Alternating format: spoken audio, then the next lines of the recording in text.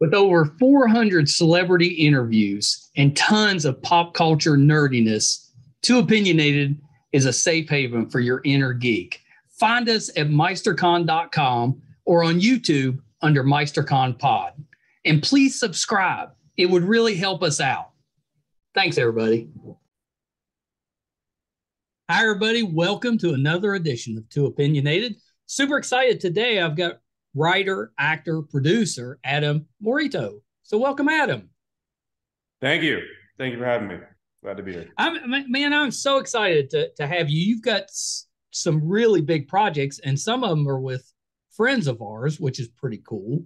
But before we do all that, let's talk a little bit about what got you into acting. How did you get into the entertainment business? Oh boy. It's been with me for about as long as I can remember. I did some plays growing up in grade school. Romeo and Juliet was my first one in grade one. And I kind of love. That's a heavy one for first grade. For a 6-year-old, yeah. You know, the whole dying at the end and whatnot in the name of love. It's hard for a 6-year-old, but it was fun.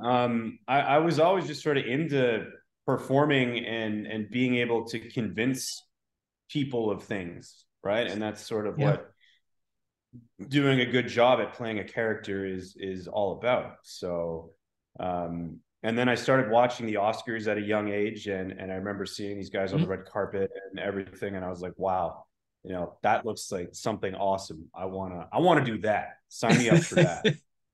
Have you got to walk a red carpet yet? Yeah, I've gotten to walk red carpets, but nothing. I think the biggest one I walked was the Gotham Awards in New York City. Yeah. And a couple at Toronto Film Festival and South by Southwest. Yeah. But other than that, nothing huge yet. So yeah, it hasn't. We still got a ways to go, but we're getting. That's right. We're getting it. Well, were you fairly athletic growing up? Were you playing any sports? I played hockey when I was a kid until my parents got me into skiing, and then skiing took over. Oh, nice. And then, then I got into wakeboarding when I was. Why do people keep calling me right now? This is so They're excited you get to be on a podcast. Yeah, seriously. Well, yeah. So there was then there was wakeboarding, and then in prep school I was playing like rugby and football and couple other what other sports, squash. I don't know. I kind of did the round robin. I kind of played everything, and then when I went to college, partying started, and the athletics sort of stopped. Yeah, I know how that goes. It's been a while, but I remember those days. Yeah. It's like a rule in Canada that you have to at least try hockey. Oh yeah, no, you are. I think they actually ship you away if you don't try hockey. By the time you're like 10 or 11, it's just not allowed. So it's interesting. You know, when I was growing up, we only had, you know, the main sports at that time, which was like baseball, basketball, and American football. That was it. And then I think when I got into high school, soccer and tennis came around. And of course, now there's, you know, like what, a dozen or two different sports that you can get into growing up. I mean, they have so much more variety on the things that they can try, which I think is terrific. Yeah, for sure. There's like lawn bowling now and frisbee golf in schools and croquet and I don't know. My nephews and nieces, my brother's kids, absolutely love frisbee golf. I mean, just Yeah. I can't quite get into it. I've watched them play a few times, but I mean, they have a blast. Yeah. Have you ever golfed? Like regular golf? Yeah, I was into golf too. And then I just realized it was kind of a waste of fishing time when I got older. So I like fishing more than anything now. Fishing is my explain to me what extreme fishing is.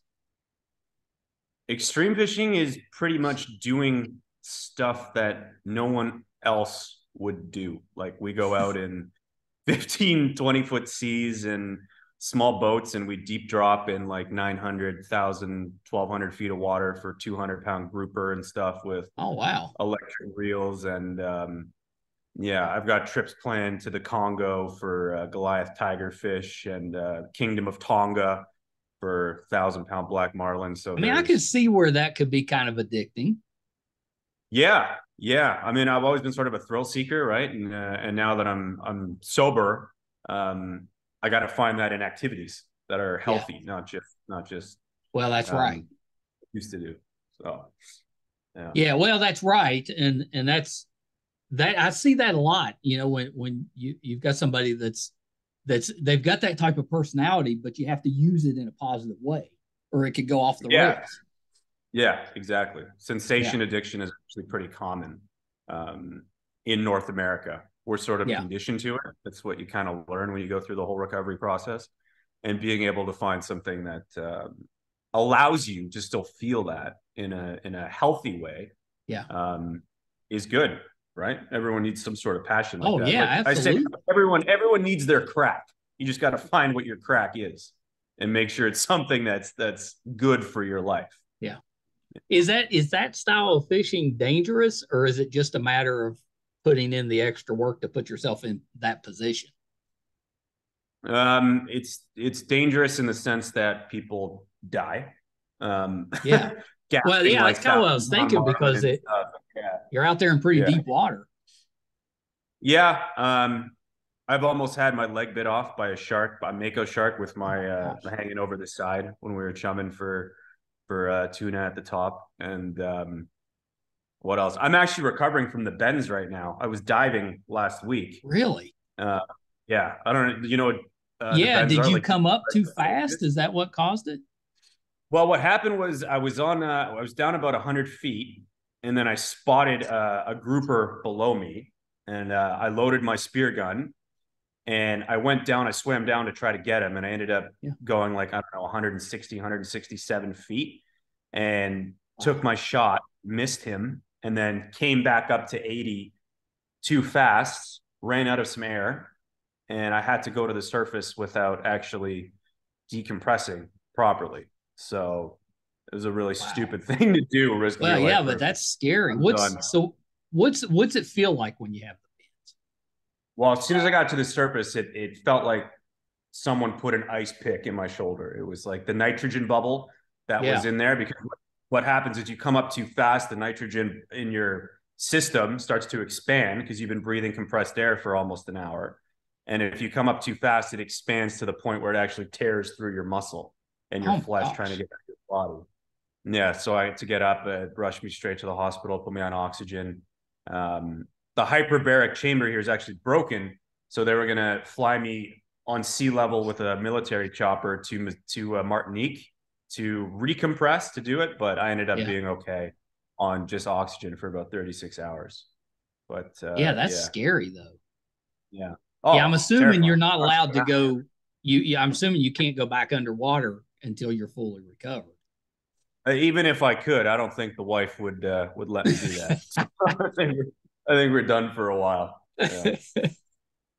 Well, so let's talk a little bit about some of these projects you have coming up. So the retirement plan Yeah. is loaded. It's like you recognize everybody in it. Yep. Yep. Yeah. So Pretty tell me a amazing little bit. cast. Yeah. What's the movie about? What's your role in? All right. So the movie stars Nicolas Cage and Yeah.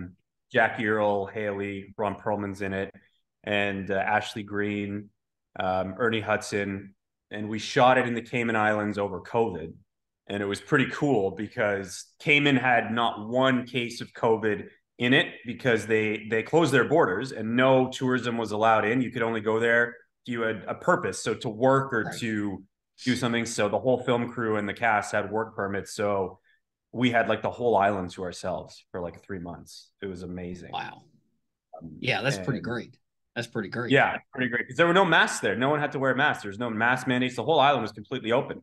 So it was like your own little bubble for about 3 months. Yeah, I wonder why. I wonder why they didn't have an issue with it when, most Because of the Cayman doesn't rely on tourism like the other Caribbean islands do, right? They have their own yeah.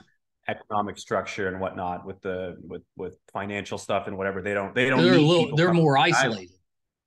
For sure, and Yeah. they're more self-sufficient than other islands. So they basically said, we're going to shut our borders. It's not going to hurt our economy, and we're going to recover from COVID faster.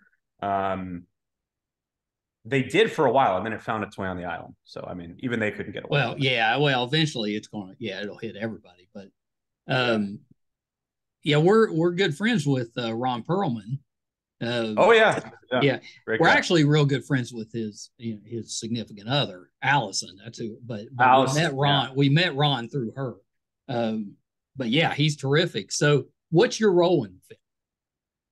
My role is well. Let me tell you what the film's about first, a little, okay. So you know how my role fits in. So Nick Cage plays this grandfather who is sort of a retired ex-military guy. He's got a crazy background. No one knows anything about him, and he ends up sort of washed up, drunk on the beach in Grand Cayman.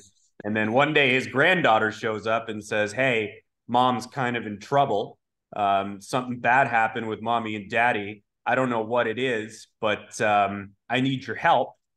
And these group of thugs, which I'm one of them, follow the granddaughter down to the island to try to settle a score with Nick, the grandfather. And he ends up on a crazy journey, just messing everyone up in true action genre fashion. I mean, doesn't Nick Cage seem to fit that role? Like that doesn't. Oh, when you were describing it, I was like, that sounds like Nick Cage. Yeah, no. Now that I've seen a little bit of what we shot, there's no one else you can picture in that role. Once same with Ron. After the Baker was released at a few of the festivals that I saw, it was like no one else. That's right. Yeah, you were in that film too, right? With Ron. Yeah. That film's really cool too.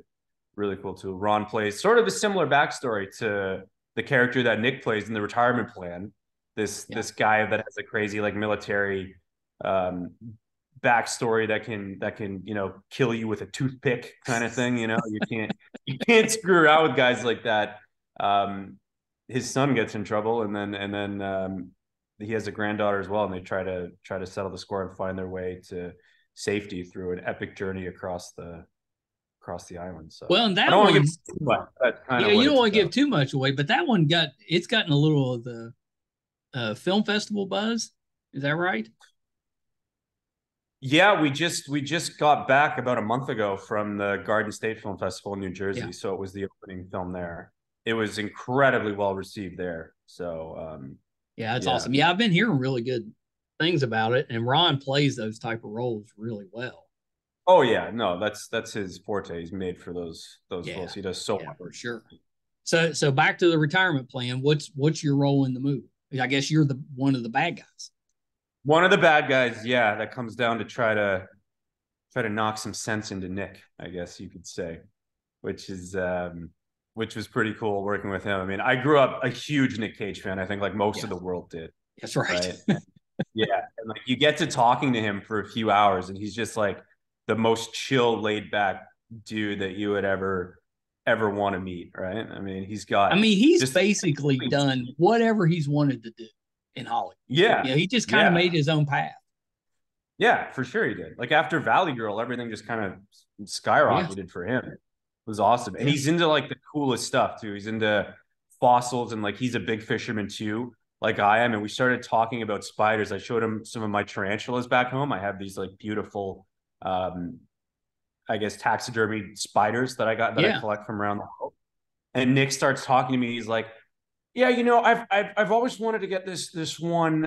It's like a purple tarantula. You find it in South America. I can't get it into California. The laws are really strict.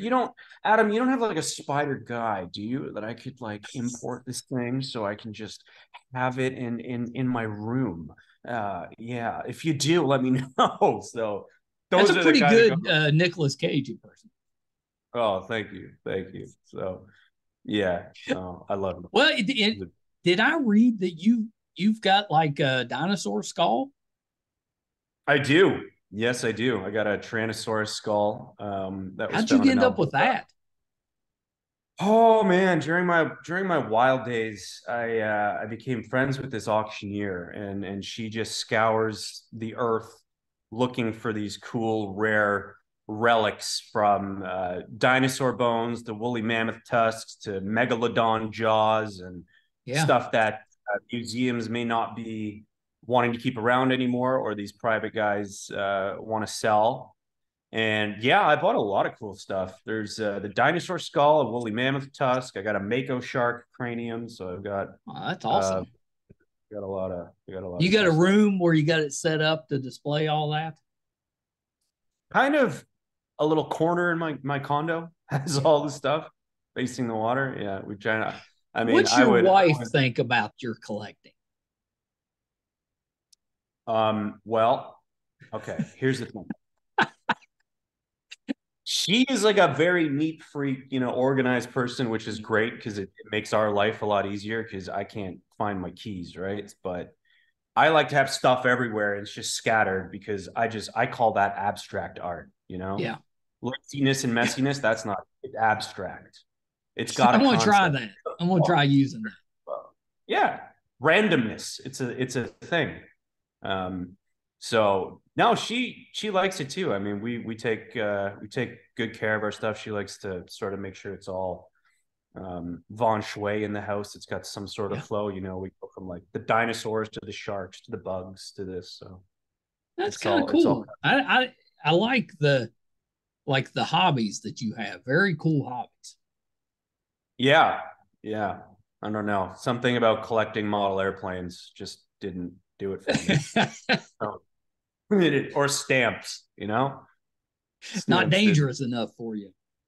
No, my grandfather had a really cool hobby. He traveled the whole world, basically, and he collected like a $20 bill of every currency from every country he's ever been to. So we have like this collection of that's kind of cool. From every country. There's like 200 countries with different currencies that we have.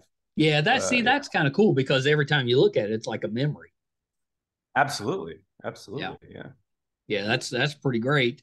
So the other one I wanted to ask you about was let me find it. Littlemouth. Oh yeah. Because yeah. Really, that was during the pandemic. You were busy. No. Yeah, no, that wasn't during the pandemic. That was a year after. Oh, okay, year after. I was going to say you were pretty busy. It was technically, I guess it was last year, so that would have been still the pandemic, kind of, right? Kind of, yeah. Things were starting to open up again, yeah. There was a little more freedom. I guess Cayman still was free, but yeah, that one was interesting because I was playing a military guy, so I was in military camo attire all day in 40-degree heat, 40 Celsius, not Fahrenheit, and I was like, I think it took like 3 people just to be around me to keep the sweat off at all times. Oh yeah. Was it supposed to be in a warm climate? Was it okay for you to sweat on camera, or was it supposed to be cooler so you couldn't sweat? No, it was. It was about this billionaire with his private island. He's doing alien experiments on it and ends up learning how to speak to extraterrestrial life. Oh, so okay. Was that the Dennis Quaid role? Is he the scientist? Yes. Yeah. You got awesome. Your movies. I mean, you're starring opposite legit, legends acting wise. I know. It's pretty crazy to see how this all came about. I remember the first movie I ever did was called Pawn, and that was in Hartford, Connecticut, and I was like 22, maybe not even that, like 21.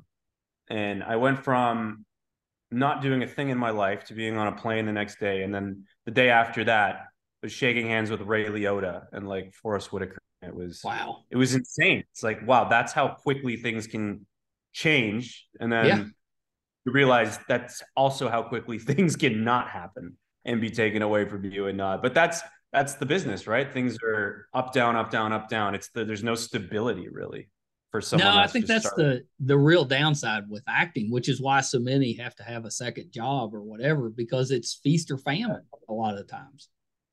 Yeah. How did you get into the producing side of it? Because I know you've produced some movies. Yeah. After college, I started working with an amazing Canadian film director, producer, writer named Robert Budgerow. Yep. and I started just co-producing and exec financing his first films like Born to Be Blue, and then he went on to do Stockholm, and now he's got uh, what's the one with Queen of Bones coming out with. Oh, right. That's I can't remember what his name is now, but let's see. Yeah, I don't have who's in that one. Martin, You play Henry in that one. yeah, that one's pretty cool because it's like his first horror film that he's gonna actually be a part of. So I'm excited Yeah. to see how that one turns out. It's set in like the early 1900s too, so those periodic pieces are always a little trickier to get the scenery and the costume right and whatnot. But yeah, I think producing's a good way to get exposed to other parts of the entertainment business besides acting. But when you produce, are you like fully involved? Is it just you help out monetarily? What are you doing as the producer? yeah, I would say more not fully involved all the time, more of the exec producing, and my Yeah. company does gap financing and some of the casting and whatnot, and Oh, that's it cool. just helps put the whole movie together. Yeah, I Um, saw you did you produced one with Marissa Tomei. yeah, yeah, that one was fun too. That we shot in Northern Ontario. Delia's gone. Yeah, Uh, Delia's gone. Yeah. yeah, Delia's gone. Yeah, it's amazing how you can make Northern Canada and these places look like a completely different Well, a lot of times environment. you're doing stuff that's supposed to be taking place in New York, and I had no idea that it was actually Yeah. like Vancouver or Toronto that I'm looking at. Yeah, well, we shot Born to Be Blue in Sudbury and made that look like Los Angeles. Now, Sudbury is a good old Northern Ontario town, right? Known for nickel and stuff. And you put like a couple of fake palm trees on the sidewalk and whatever in October, and it looked like Los Angeles in the 1970s. Like it's pretty That's cool. amazing. That's Yeah. amazing. I'm assuming that most of those cities are used to, people coming in to film and that type of stuff. Because otherwise, you'd be like, why are there palm trees here? Yeah. Yeah. Other than someone having a really good Friday night. I don't know why you're putting in the middle of Sudbury. But yeah, no, there's a big film market in Northern Canada. The Northern Ontario Heritage Fund, the ONHFC, Yeah. gives really good grants and stuff to film up in the northern cities. So a lot of people take their projects there. The latest Resident Evil was filmed in Sudbury Oh, as really? well. Yeah. Yeah, Yeah, that was a good show. That's good. Or are you talking about the latest movie? latest movie. Yeah, Yeah. Okay. yeah, Okay. Yeah. Yeah. It's turned into a pretty good franchise. yeah. That was one of my favorites growing up. And Yeah, the me video too. game. I enjoyed all the Resident Evil stuff. I was kind of happy when the show came out because it'd been a little bit since we'd had one out, so it was pretty cool. Nice. Yeah. So tell me about. I saw something where you're kind of talking about being involved in something Guns N' Roses. Talk about that if you can. Oh, I can't. That script never came to fruition because Oh, it's a of shame. great stuff. Yeah, Yeah, it's a yeah, shame. What yeah. uh, The what lawyer. what were you up for in that role? Was it one of the band or was it Yeah, somebody yeah. And attached? I can't even talk No, about no, I that. won't ask you any more questions. I know how that goes, but that's a shame That because that one would have. sucked That's though. Yeah, they're like, yeah. There's too much. There's just too much out there with copyright infringement and yeah, the rights to actually play someone in something that's not licensed under this is. I'm happy I'm not a part of entertainment law. That's all I can say. That yeah, dream. yeah. It can get um. pretty. Oh Well, wow. if yeah, if the band isn't directly involved, it can get really tricky. Oh yeah. Yeah. Yeah, Big time. yeah, yeah. Well, how about is there something that you're uh, possibly doing with Schwarzenegger and his new show? Yeah, I'm in the pilot episode of that of Fubar. I just saw the trailer for it yesterday. I did Actually, too. it looks It looks pretty good. awesome. Yeah, yeah. That we shot in Hamilton, Ontario last summer. The pilot episode, Mhm. and it was awesome because I've been like a fan of his for so long, Yeah. and Did you Yeah. get to compare like workout tips with him? Workout tips? Yeah. No, I did. Part of my scenes, I grab him by the arms and have to like pick him up. And I just remember feeling him, and I'm like, dude, this guy still has cannons. You know, he's in 70s, and his arms are like out to here. I was like, I got work to do, because like where I'm at and where he was at my age, we are not the I same. know he's amazing at all. I mean, you look back at when he was competing, and I mean, he was just a monster. Oh yeah, it was insane. And to be able to like sustain that for what, 5 decades now, almost, that's pretty amazing. Yeah. That's pretty amazing. Those guys that get into lifting weights early and then stick with it, they tend to hold on to a lot of that muscle. I mean, they may not be as ripped as they get older, but the muscle's still there. The mass is still there. Yeah. Yeah. I guess you can see that with Stallone too, right? He's still pretty. Yeah, he's still pretty big. The Rock, he's still pretty big. Dwayne's he's got. I think he keeps getting bigger. You think so? Just won't stop growing. It's like it just keeps anaconda, bulking up. Yeah. I wish that my workouts were that productive. Mm-hmm. You know, I mean, I'm in there working, but I'm not getting those type of results. I mean, I almost wish that I could get cast in a role that would force me to have to work out like 3 times a day and eat. Well, there is something to be said about having somebody paying you to get into shape. That might make a difference with me. You're saying money makes a difference for people? Possibly. It can, right? Yeah. It can. I mean, especially if it comes with like a personal trainer, personal chef, you know, all that. I'm not mad about any of that. So if you have one of those, you let me know. Opportunities. Yeah, I'll share. I'm not greedy. Yeah. Man. Yeah, that's pretty great. You know what? I've been out of the gym for a while. I don't know if you'd see this. So I dislocated my right finger. Yeah, see that. It was like drooping, and I was actually cleaning something off my boat, and this finger caught an edge, and I just heard like it snapped. Isn't it funny? It doesn't take much. If you hit it wrong or bend it wrong, it doesn't take much. So I've been wearing this splint for the past 6 weeks, and I can't lift anything, and I shouldn't have been diving with this when I had my accident, but so I can't bend it. It's got to stay straight for the next like 4 weeks. I've been wearing it for about 6. So oh my gosh, it sucks. Yeah. Well, and it sucks too when it's it's just one finger, but you can't work out with that. I'll tell you, the only bones I've broken in my life are the absolute worst. My toes, fingers, and my jaw. Like literally, that's terrible. 3 worst. Yeah. Yeah, that's terrible. Yeah, because they totally, they seem like maybe that's not as bad, but it totally wrecks your maneuverability, your ability to work out. You can't do anything. You literally break your arm. It's like, whatever. I can walk around like this, but jaw, you can't eat for 10 weeks. Oh my toes, I can't walk, can't go skiing, finger, I can't do it. So yeah. Did you break your acting? I did not. Okay. I was acting like a bit of a fool when it happened. But well, that's usually I don't know if we can swear on this show. You can. No. Oh yeah. Yeah. Okay.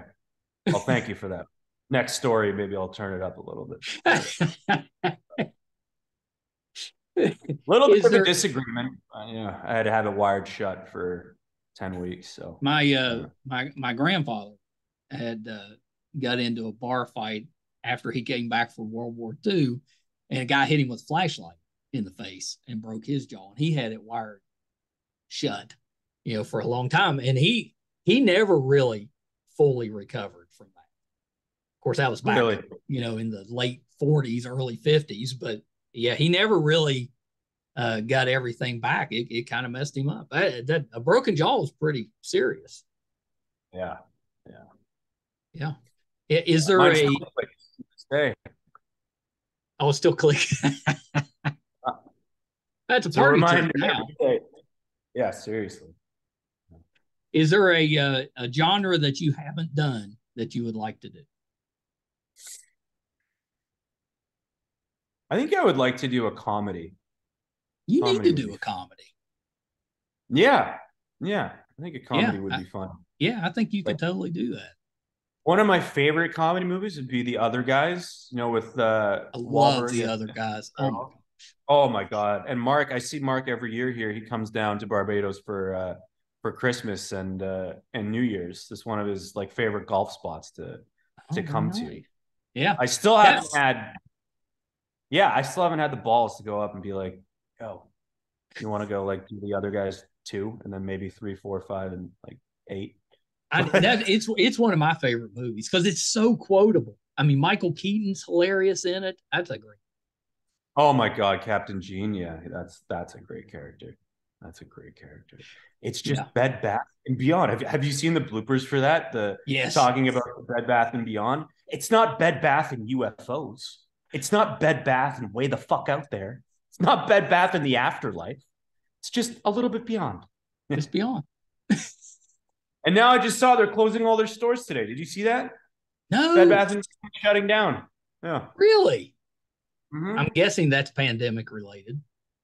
I have no idea, but it sucks. Well, I mean, to me, and this probably isn't true, but to me, it's mostly candle sales. Candle sales. That's sales. the Beyond section? I think that's the Beyond is candles. Wow. Well, I learned something today, so thank you. But Bed Bath and Candles doesn't really. No, that wouldn't have done as well. As well. It doesn't strike me as anything interesting. But Bed Bath Beyond. Now we're talking something. Yeah, B and B. Who is going to rush in to fill that void? Probably Amazon. I don't know. It's always Amazon.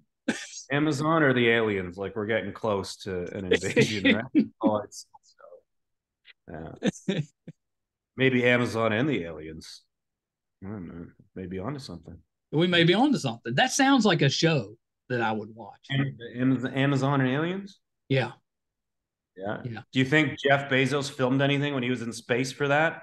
Is that why he went up there in his rocket? No. It was all smoke screen. The reason he was up there. Good. So I'm not wrong. Thank you. No, you're right. I think I'm on board with this theory. Yeah. I tell you what. How about the writing side? Are you working on anything right now? Yeah, about halfway through a script I've been trying to develop sort of about my own life and stuff that I overcame mixed with a little bit of fiction. So yeah, I got a pretty crazy story growing up and getting over an opiate addiction in my 20s, which was yeah. Well, that's when that stuff happens, is in your 20s. We make bad decisions at that age. Yeah. I don't know. I hope they're going to figure out a way for people to just skip their 20s, go from 18 to 30. And I've said that all along. Nobody, especially men, should not be allowed to get married till they're 30. We're not smart enough. No. We're not developing it. The brain isn't really thawed until 30 anyway. Well, I mean, I think we'd have a lot less divorce if we just, make the married age 30. All right. You bring that up to Congress. Let me know how I was going to say, a career in politics is probably not in my future. I can see it. I would vote for you. I would work on stuff with you. Hey, I've got some good ideas. Yeah. That's just one of them. That's just one of them? All right. What do you have? Like, you have four or five? No, I got like two. I got like two. Two? Yeah.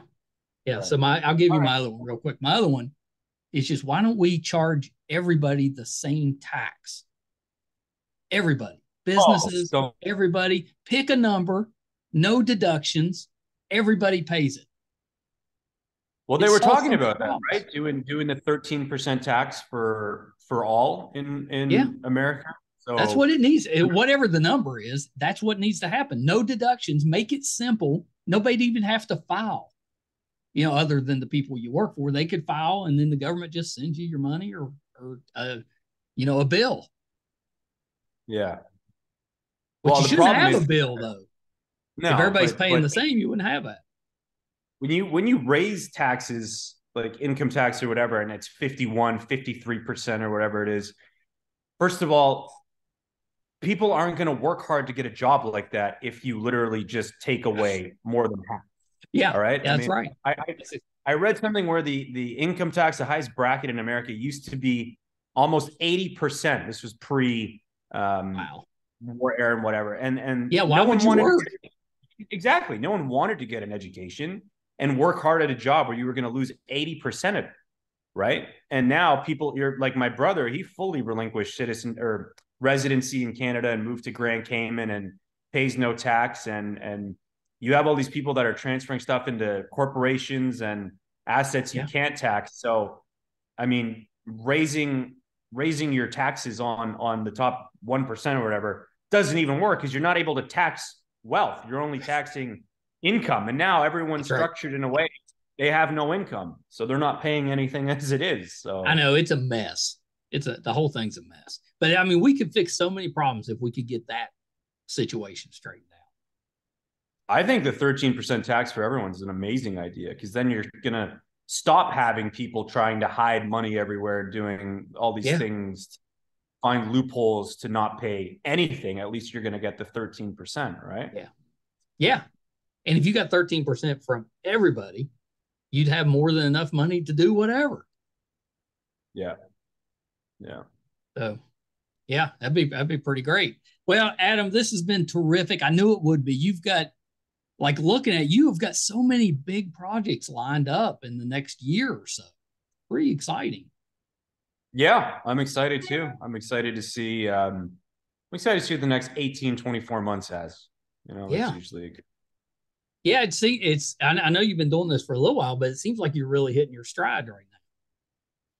Yeah, things have just sort of started happening in the last 18 months. So hopefully it just keeps going from here, you know, stay focused, stay hungry, stay sharp. And that's see it. if we can get on that Oscars red carpet. Well, I expect to see you there at some point. I hope so. And I will make sure I tell them your two big ideas.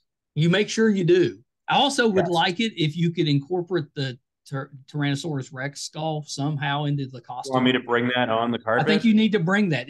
Don't bring, well, no, you got to bring it if you can't believe it. But maybe the two of you could be carrying it. How about I bring you carry it, and we will ride on top of it.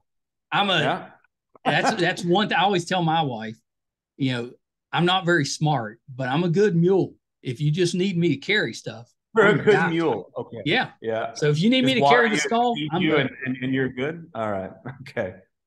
You let me know. I'll get my tux out, and my wife will be like, "Where are you going?" I'm like, "Going to the Oscars. I got to carry that skull." I'm definitely not going to carry a skull on a red carpet. That is not what I'm doing. That's not where I'm going. So a couple of things, Adam, before we wrap up. Anything else that you're working on that we can keep an eye out? Trying to get this script off the ground. I don't know if you know the story about this hockey dad in the 1970s. His son got drafted for the Toronto Maple Leafs. And his first game, NHL debut, the hockey dad had the entire city, town, family over to watch his son's game because he was so proud of it. And CBC, the Canadian Broadcast Corporation, wouldn't show it. They were showing the Canadiens game instead. So he went down to the CBC with a gun held the broadcasting station up and said, "You put the Leafs game on right now, or I'm going to shoot everybody in here." That is insane. And, he ended up getting shot and killed by the cops because of it. But it was about putting his son on screens for everybody, and I guess trying to. I mean, they would be on TV at some point. I don't know if he knew that, but that's it made for a good script. So what happened with the son? Did he continue to play? Did he end up having a career? I'm not too sure actually. I don't know if all that's in the script as far as I've gotten, but yeah. The whole psychology and mentality of the dad wanting to do what he did, it was pretty cool. I don't want to give too much of it away, but it's a cool backstory. So that would be that cool actually sounds really interesting. Yeah. I could see where that one would have it'd be kind of tense, but I also could see where it could kind of pull at the heartstrings. Yeah, it goes back to that trope of doing anything for your kids. That's How right. far will you go? Like John Q when he was ready to hold up the hospital and kill himself to get his son a heart that he needed. Yeah. So yeah, that's a good movie. That was cool. I love Denzel. Oh my god, How can you not? How could you not? Training, man? Like, come on. Oh my gosh. I mean, he's amazing. There's certain actors that anything they do is worth watching. Yeah. He's one of my favorites. Tom Hardy, I think, is one of my Tom other favorites. Jack Nicholson and Heath Ledger was like my boy. I know that stuff with Heath Ledger is just heartbreaking still, even though it's been this long. Still, yeah. I mean, we were I think we were both addicted to opiates at sort of the same time, right? Not long ago. So yeah, kind of scary. Kind of scary. I'm glad you got that under control. Yeah. Yeah, for sure. So humbling going through something like that. Well, it is. Of course it is. And it's also kind of inspirational that you're doing so well after having struggles. I'm sure a lot of people would find inspiration in that you can come out of that and make a good life. Yeah. That's why, I do my absolute best all the time to try to end the stigma around it, because what people who haven't gone through it don't understand that it's not a choice. It's not like, oh, one day I'll just put down the drugs or alcohol and I'll be done. I'm stronger than that. It's addiction, disease. It affects the part of the brain that's the same thing that controls your heartbeat, your blood pressure, your breathing. If I said, okay, I want you to slow your heart down to 40 beats a minute. Now bring it up to 160. Now go back down to 8. Now go to 10. If you can do that, then you might have a shot at being able to control your addiction. But it's in the part of the brain that you don't control. It controls you. That's right. Yeah. Once it's activated, you're screwed. That's why you can't do it yourself. You need the group of people, right? You need everybody. Yeah, absolutely. You got to have a support system to get through it. I mean, most people can't get off caffeine. I mean, I mean, that ought to tell you how bad some of these addictions can be because, caffeine's hard to get off. Oh my God. Yeah. And painkillers. I mean, the opiate epidemic in North America is. Well, we struggle with that really badly in West Virginia. It's pretty rampant here. Maybe not as bad as a few years back because of the exposure it's gotten, but it's pretty bad. Opioids and fentanyl and all that stuff. It's just, poor states and poor areas, they're kind of ripe for that type of use. Yeah, it's rampant with them. It's kind of scary. Yeah, I mean, there was a company called Ad Astra Labs in British Columbia that got approval or something to manufacture cocaine, like legal cocaine. Yeah. And I was like, wow, that's not even that bad of an idea. I mean, if you look at Portugal and these countries that have decriminalized drug use, right, it actually takes away a lot of the problems and a lot of the illegality and the criminal activity that goes along with it, right? Well, that's right. It would and it would stop Makes a lot it of much the cocaine. safer. Yeah, and you know what? I mean, at the end of the day, if you want drugs, you're going to get them. It doesn't really matter if it's going to be a legal route or whatever. That's right. Whatever, they were going to make cocaine that wasn't going to be laced with fentanyl and it was going to be safer and whatever.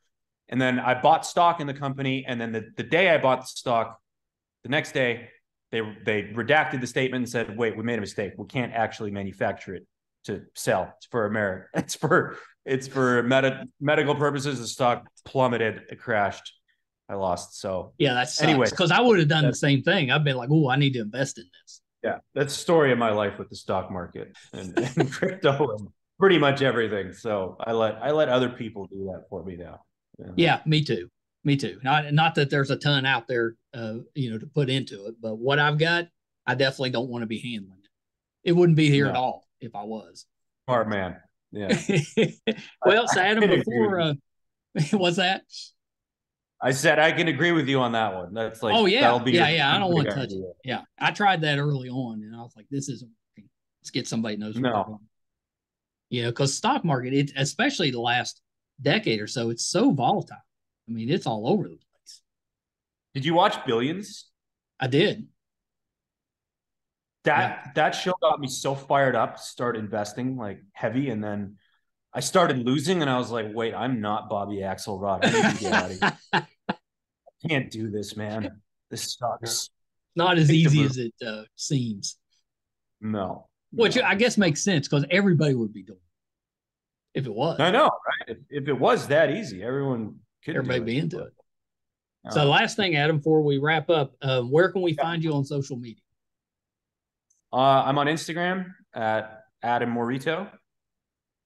And I don't think I have Twitter anymore. I got to check. I haven't had Twitter in so long, but I don't really use Twitter. Yeah, we've got Twitter, but it's more to make sure we don't miss out on anything. It's not really to that's sort of, I have Twitter to look at news and stuff, and they have good. And Elon Musk. That's pretty much all I look at on. But yeah, on Instagram at Adam Moryto. Yeah, that's my only social media, so that's what I use all the time. I think that's if you got to pick one, that's probably the best one because it's mostly just sharing pictures. Yeah. You still get good news updates and stuff like that, you know. It's what Facebook was for like 10 minutes before we screwed it up. You know, when it first started, that's kind of what Facebook was. You know, it was a place to share pictures, reconnect with friends and family, and then immediately we missed it. Yep. In true fashion, you know, it was going to happen sooner or later. It just happened sooner. That's right. Well, Adam, thank you so much. You have to come back when this stuff starts to release. You got to come back and talk some more. Yeah, that was my first interview on a podcast ever. So you did good. Did it feel okay? First time? Yeah, you might have to call me later and like tuck me in and reassure a few things. I got to check on you anyway. This bend stuff and your fingers broke. I'm a little worried about you. I know. You know what I mean? I'm falling apart. It's hard. Like I should just start rolling with a full-time paramedic. It would make my life easy. Probably a lot of other people's. You could afford that if you stop buying dinosaurs. Yeah, but like, come on, man. Dinosaur bones are life. Oh, no. I would totally be picking the bones. For sure. That's what I mean. It's like, why do you want to live? Forget about safety. Dinosaur bones. Yes. Yeah. See? That's where it's at. Somebody gets me. Yeah. All right, Adam, hold on 1 second. Adam Moryto, just a terrific actor and person. Really interesting, I think, and pretty open about some of his struggles that he's had in the past, which I think is always inspirational when you can talk with somebody that's overcoming something. It's really cool. But a really talented actor. So please keep an eye out for him. The biggest one, I think, is probably the retirement plan with Nicolas Cage, Ron Perlman, Ashley Greene, Ernie Hudson. I think Rick Fox might be in there too. Keep an eye out for that one. Littlemouth with Dennis Quaid. The Baker also with Ron Perlman. And I think the Baker has Harvey Keitel in it as well. So he's acting opposite some big names. So some really good stuff coming up for Adam. I can't wait. So I hope you guys enjoyed that one. If you're finding us for the first time and you would like to support us, we could definitely use it. It's free. All we ask is that you subscribe. If you prefer to watch, it's YouTube MeisterCon Pod. Just hit subscribe. If you listen wherever you're listening to your podcast from or whatever application you're using, just subscribe there. That'll help us so much. You can find all of our episodes, and we're closing in on 600 now, audio and video, on our website, meistercon.com. So definitely check us out there. If we're doing anything in studio, if we're going on location, if we're covering a convention, anything we have going on will be on the website, meistercon.com. You may be able to tell my voice is a little off today. Been fighting through some type of nonsense, so little gravelly today. Maybe it gives me some gravitas, but hopefully I'll be back to normal for the next one. Thank you guys so much. for tuning in again this week. Definitely don't take that for granted. Until next time, bye, everybody.